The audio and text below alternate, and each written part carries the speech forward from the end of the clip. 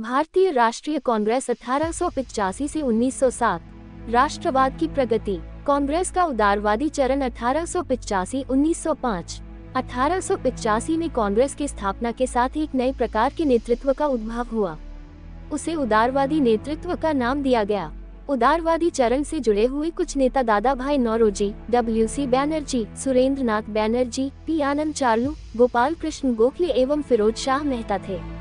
व्याख्या। भारतीय राष्ट्रीय कांग्रेस का उदारवादी दौर 1885-1905। जब 1885 में कांग्रेस की स्थापना हुई तो भारत में एक नया तरह का नेतृत्व सामने आया जिसे हम उदारवादी नेता कहते हैं।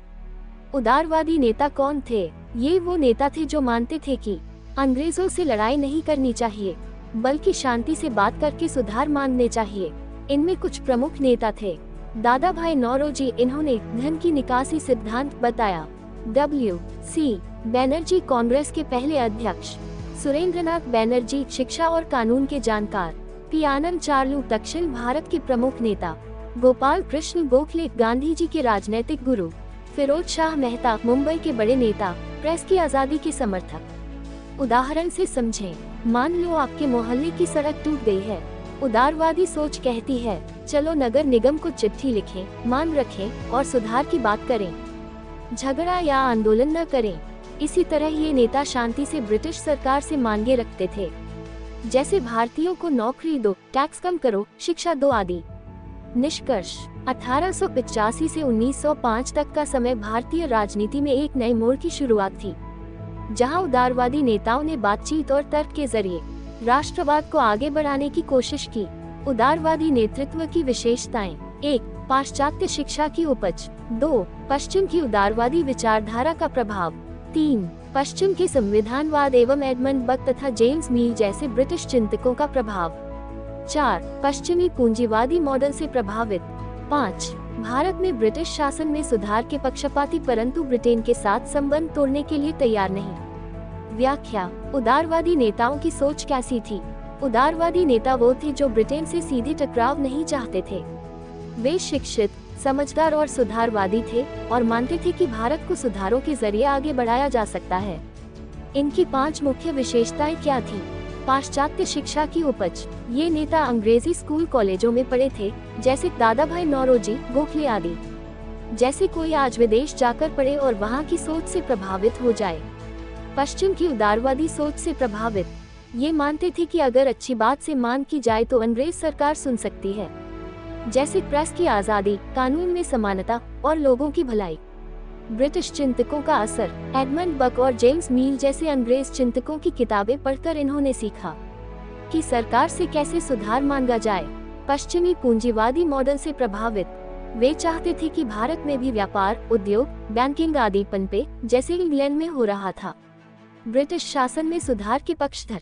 वो अंग्रेजों को हटाना नहीं चाहते थे, बल्कि उनसे न्याय और भागीदारी मांगते थे, जैसे हमें भी वोट दो, हमारे लोग भी अफसर बने वगैरह।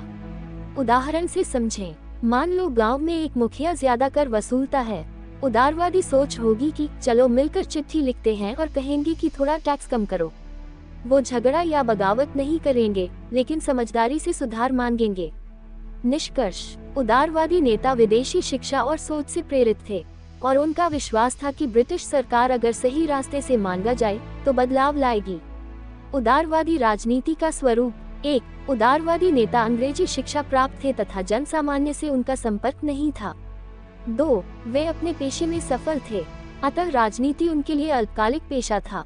3. वर्ष में वे 3-4 दिनों के लिए राजनीतिक सम्मेलन का आयोजन करते, सरकार के समक्ष प्रतिवेदन भेजते तथा पुरानी मांगों को याद दिलाने के लिए संस्मरण पत्र भेजते। व्याख्या। उदारवादी राजनीति कैसी थी? उदारवादी नेता पढ़े लिखे, सभ्य और अंग्रेजी शिक्षा पाए हुए लोग थे, लेकिन उनकी राजनीति आम लोगों से जुड़ी नहीं थी, क्योंकि वे लोगों के बीच जाकर काम नहीं करते थे। इसकी 3 मुख्य बातें क्या थीं? जनता से दूरी।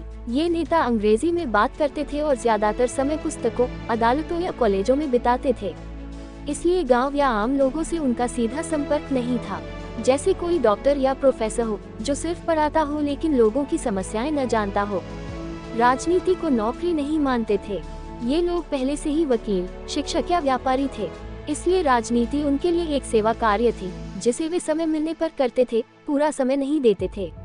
काम करने का तरीका, ये लोग साल में 1-2 बार कोई सभा सम्मेलन करते थे। सरकार को मांगों की लिस्ट, प्रार्थना पत्र भेजते थे और पुरानी मांगे याद दिलाने के लिए चिट्ठियां, संस्मरण पत्र भेजते थे। जैसे कोई व्यक्ति बार बार चिट्ठी लिखकर कहे, कृपया सड़क बनवा दीजिए, लेकिन धरना या प्रदर्शन न करे।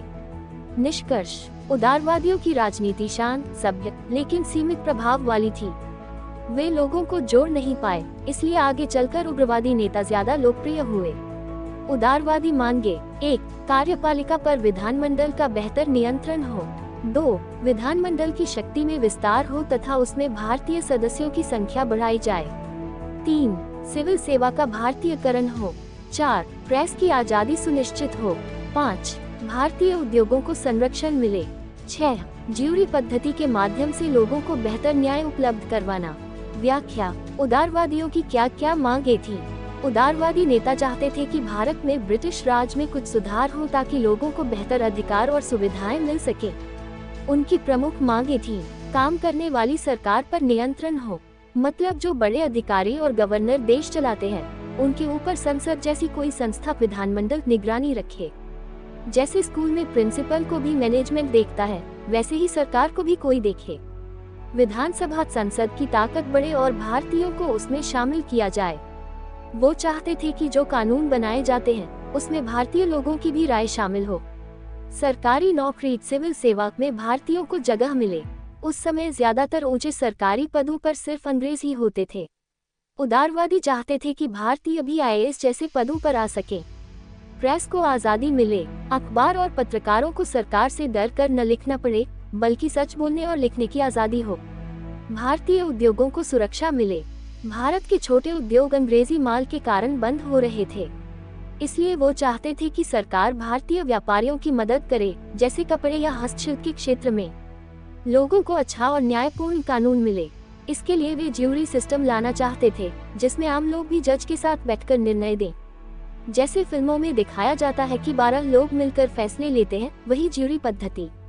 निष्कर्ष, उदारवादी कोई क्रांति नहीं चाहते थे, बस यही चाहते थे कि ब्रिटिश सरकार भारत में थोड़े सुधार कर दे ताकि भारतीयों की जिंदगी आसान हो जाए। क्या कांग्रेस जनसामान्य की मांगों को नहीं रखा?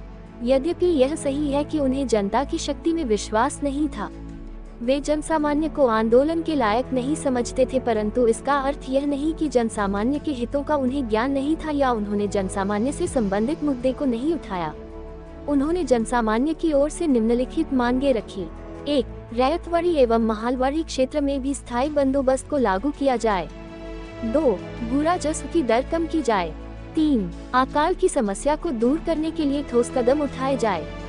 4. गरीबी के कारणों की जांच हो। 5. चाय एवं कॉफी बागानों में काम करने वाले श्रमिकों के शोषण को रोका जाए। व्याख्या, क्या कांग्रेस नेताओं ने आम जनता की बातें नहीं रखी? हाँ, ये सही है कि शुरुआती कांग्रेस नेता जैसे गोखले, दादा भाई नौरोजी जनता को आंदोलन के लिए तैयार नहीं मानते थे। उन्हें लगता था कि लोग पढ़े लिखे नहीं हैं, इसलिए अभी सरकार से मांगों के जरिए ही सुधार करवाना बेहतर है। लेकिन इसका यह मतलब नहीं कि उन्होंने आम जनता की परेशानियों को नजरअंदाज कर दिया। उन्होंने कई महत्वपूर्ण मुद्दों को सरकार के सामने उठाया, जैसे रैयतवाड़ी और महलवाड़ी क्षेत्र में भी स्थायी बंदोबस्त लागू हो, जिससे किसानों को हर साल लगान टैक्स की चिंता न रहे और जमीन पर उनका अधिकार पक्का हो जाए। भू राजस्व यानी जमीन का टैक्स कम किया जाए। किसान पहले से ही गरीब थे, टैक्स ज्यादा होने से और परेशान हो जाते थे। अकाल की समस्या से निपटने के लिए सरकार ठोस काम करे, जैसे अनाज भंडारण, राहत केंद्र बनाना और भूख से मरने से रोकना। गरीबी क्यों बढ़ रही है, इसकी जांच हो, ताकि पता चले कि कौन से नियम और नीतियां आम आदमी को नुकसान पहुंचा रही हैं। बागानों, प्लांटेशन में काम करने वाले मजदूरों का शोषण रोका जाए, खासकर चाय और कॉफी बागानों में, जहां मजदूरों से ज्यादा काम लिया जाता था और उन्हें कम वेतन मिलता था। निष्कर्ष, तो कुल मिलाकर कांग्रेस नेताओं ने भले ही आंदोलन न किया हो, लेकिन उन्होंने सरकार से जनता के हक की बात जरूर की। वे जनता के वकील थे, नेता बाद में बने। लोगों का विश्वास जीतने में क्यों विफल रहे? 1. उदारवादी नेतृत्व को जनसामान्य की शक्ति में विश्वास नहीं था। 2. वे अंग्रेजी शिक्षा प्राप्त थे, अतः उन्हें जनसामान्य के साथ संपर्क नहीं था। 3. वे संवैधानिकता की सीमा में बंद कर ही कार्य करना चाहते थे, अतः वे आंदोलन के पक्षधर नहीं थे। 4. वे क्रमिक परिवर्तन में विश्वास करते थे, लंबी छलांग में नहीं। 5. उदारवादी नेतृत्व का आभिजात्य एलीट आधार था, अतः जमींदार और महाजनों को खुश करने के लिए उदारवादी नेताओं ने 1885 के रैयतवाड़ी कानून और 1899 के पंजाब लैंड एलियनेशन एक्ट का विरोध किया। 6. ये ब्रिटिश मॉडल की श्रेष्ठता में विश्वास करते थे तथा ब्रिटेन के साथ संबंध तोड़ने के पक्षपाती नहीं थे। व्याख्या: क्यों कांग्रेस के शुरुआती नेता लोगों का भरोसा नहीं जीत पाए? उदारवादी नेता जैसे गोखले, दादा भाई नौरोजी देश के भले की सोच तो रहे थे, लेकिन आम लोगों का पूरा भरोसा नहीं जीत पाए। इसके पीछे कई कारण थे। उन्हें जनता की ताकत पर भरोसा नहीं था। वे मानते थे कि आम लोग आंदोलन करने के लायक नहीं हैं, इसलिए बस सरकार से मांगे करना ही सही तरीका है। वे अंग्रेजी पढ़े लिखे लोग थे, उनकी बातचीत और सोच आम लोगों से अलग हो गई थी। वे किसानों और मजदूरों की जिंदगी को करीब से नहीं समझते थे। वे सिर्फ संविधान और कानून के दायरे में रहकर काम करना चाहते थे, जैसे चिट्ठियां लिखना, मांग भेजना, ज्ञापन देना। सड़क पर उतरने या आंदोलन करने के पक्ष में नहीं थे। वे धीरे धीरे बदलाव चाहते थे। उन्हें लगता था कि भारत को आजादी एक दिन में नहीं मिलेगी, इसलिए छोटे छोटे सुधारों से शुरुआत होनी चाहिए।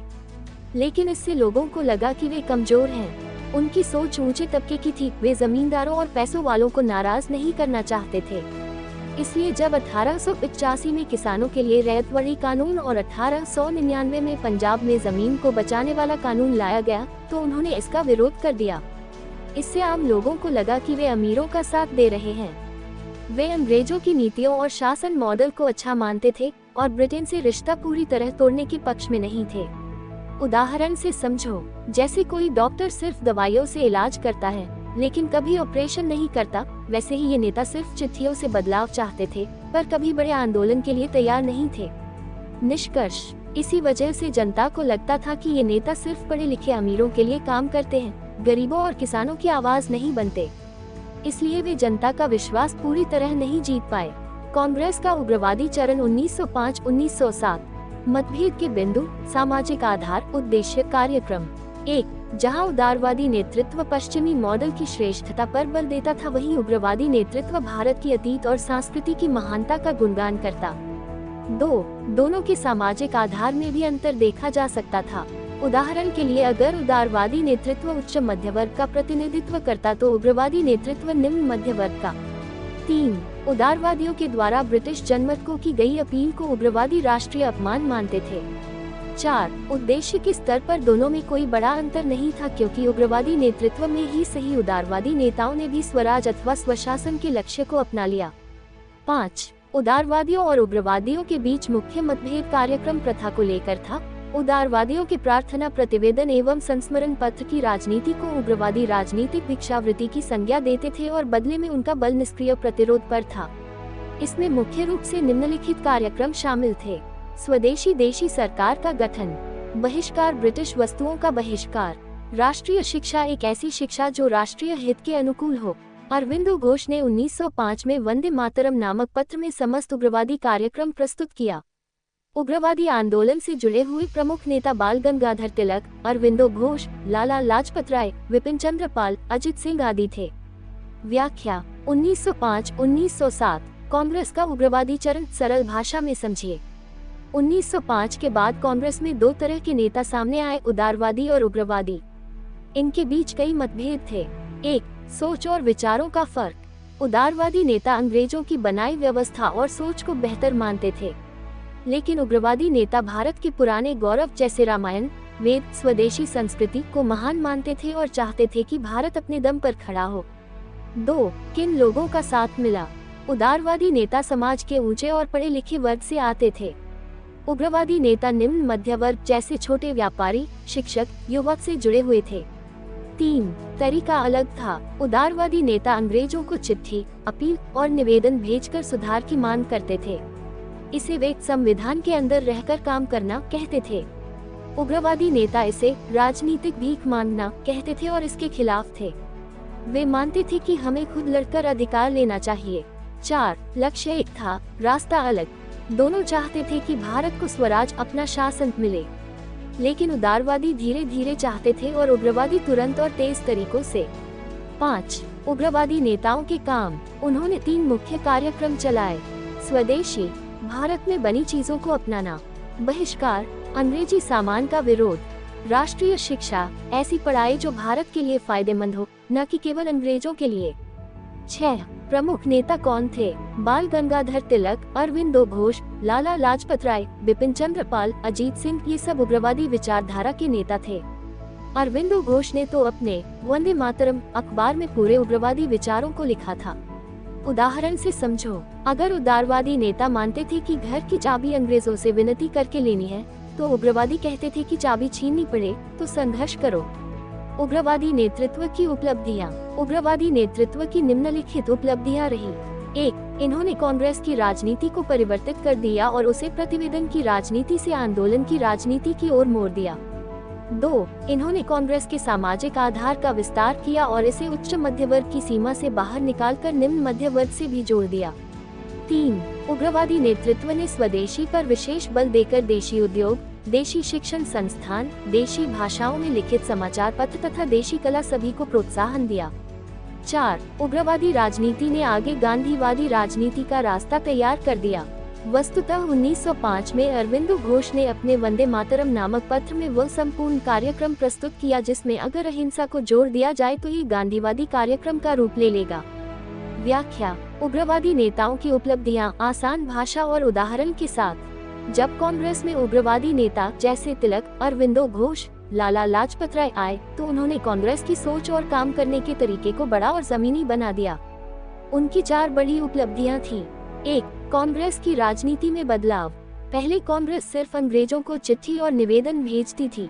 उग्रवादी नेताओं ने कहा, अब सिर्फ बोलने से काम नहीं चलेगा, आंदोलन भी करना पड़ेगा, जैसे बहिष्कार, प्रदर्शन, जनसभा, विदेशी वस्तुओं को जलाना आदि। 2. नए लोगों को जोड़ा। शुरू में कांग्रेस में बस पढ़े लिखे अमीर लोग ही शामिल थे। उग्रवादियों ने मजदूर, छोटे दुकानदार, किसान के बेटों को भी जोड़ा, जिससे कांग्रेस असली जन आंदोलन बनती गई। 3. स्वदेशी को बढ़ावा। उन्होंने कहा कि देश को ताकतवर बनाना है तो देशी चीजें अपनाओ, जैसे विदेशी कपड़ों की जगह खादी पहनना, अंग्रेजी स्कूल की जगह राष्ट्रीय शिक्षा संस्थान बनाना, अंग्रेजी अखबार की जगह देशी भाषाओं के अखबार शुरू करना। इससे भारत की अपनी पहचान, कला और व्यापार को बढ़ावा मिला। 4. गांधी युग की नींव रखी। उग्रवादी नेताओं के कार्यक्रमों में ही गांधी जी ने बाद में अहिंसा जोड़ दी, जैसे स्वदेशी जोड़ बहिष्कार जोड़ राष्ट्रीय शिक्षा जोड़ अहिंसा इक्वल्स गांधी जी की राजनीति बन गई। उदाहरण से समझो, अगर कांग्रेस पहले शांति से मांगने वाली पार्टी थी तो उग्रवादियों ने उसे खुद के लिए खड़े होने वाली पार्टी बना दिया। गांधी जी ने उसी सोच को शांति और सच्चाई के रास्ते से और आगे बढ़ाया। उग्रवादी नेतृत्व की सीमाएं। 1. वे किसानों को अपने आंदोलन से नहीं जोड़ सके, इसलिए स्वदेशी आंदोलन जन आंदोलन नहीं बन सका। 2. जन सामान्य को संगठित करने के लिए कहीं न कहीं धार्मिक प्रतीकों का उपयोग किया गया। इस कारण से सांप्रदायिक अलगाववाद को प्रोत्साहन मिला। व्याख्या। उग्रवादी नेताओं की कमजोरियां आसान भाषा में। उग्रवादी नेताओं जैसे तिलक, अरविंदो घोष, लाला लाजपत राय ने कांग्रेस को जोश और आत्मगौरव दिया, लेकिन उनके आंदोलन की कुछ कमजोरियां भी थीं। 1. किसान जनता को नहीं जोड़ सके। उग्रवादी नेता मुख्य रूप से पढ़े लिखे लोगों और निम्न मध्य वर्ग को जोड़ पाए। गांव के किसान, जो भारत की सबसे बड़ी जनसंख्या थे, उनसे दूर रहे। इस कारण जब स्वदेशी आंदोलन चला तो वह सिर्फ शहरों में सीमित रह गया, जन आंदोलन नहीं बन पाया। उदाहरण, जैसे अगर कोई बड़ा आंदोलन सिर्फ कॉलेज के छात्रों और वकीलों तक सीमित रह जाए और खेतों में काम करने वाला किसान उसमें न जुड़ पाए, तो वह आंदोलन अधूरा रह जाता है। 2. धर्म से जुड़ी भाषा और प्रतीक ज्यादा इस्तेमाल हुए। उग्रवादी नेताओं ने लोगों को भावनात्मक रूप से जोड़ने के लिए कई बार धार्मिक प्रतीकों का उपयोग किया, जैसे वंदे मातरम, देवी पूजा, राम राज्य आदि।